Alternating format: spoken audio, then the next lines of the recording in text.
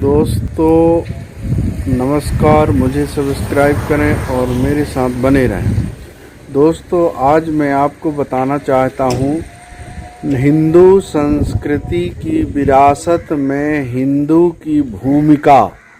नहाए धोए क्या भया, जो मन मैल न जाए, मीन सदा जल में रहे, धोए बास न जाए।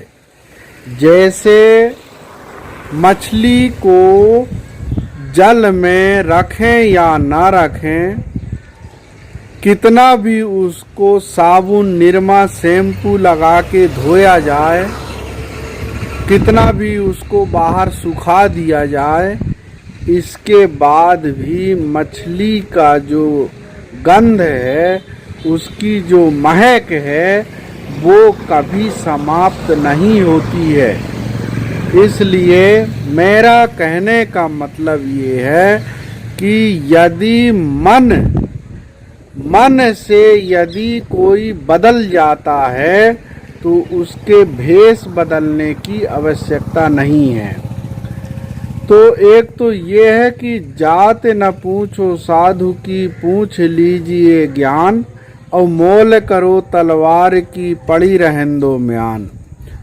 दूसरा बात, तीसरा क्या है कि कोई भेष बदल करके धर्म को परिवर्तन नहीं कर सकता है, लेकिन आंतरिक यदि वो स्वाभिमानी है, स्वावलंबी है, तो आप उसके बाहरी वातावरण से ये नहीं कह सकते कि ये किस धर्म का है और इसके मानसिकता क्या है।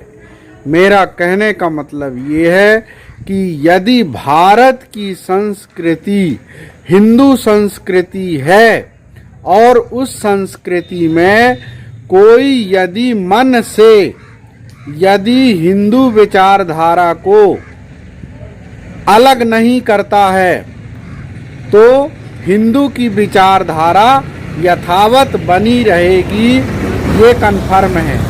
हमारा देश हिंदुस्तान है, आर्यावर्त है, भारतीय संस्कृति है, और कहते हैं आदमी बदले या ना बदले, यदि आदमी का मन बदल गया तो वह कार्य कर सकता है, क्योंकि मन के हारे हार है और मन के जीते जीत।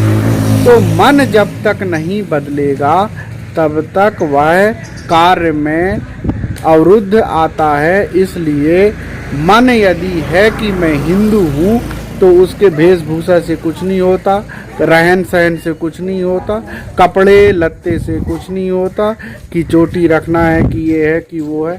मन होना चाहिए। तो मेरा अनुभव है जहाँ तक का कि किसी के कार्य में यदि मैं चाहा हूँ कि यदि मन से वो बदल गया है तो उसमें परिवर्तन अनिवार्य देखा जा सकता है, और मन यदि नहीं बदला है तो उसके कोई भी कार्य गतिविधि में कोई परिवर्तन नहीं होगा। वो जैसे पहले था वैसा है वैसा रहेगा।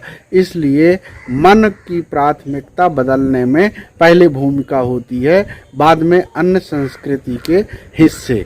इसलिए मन को बदलना ही सबसे बड़ी शक्ति माना गया है, और मन बदलेगा तो सब कुछ होगा। दोस्तों नमस्कार।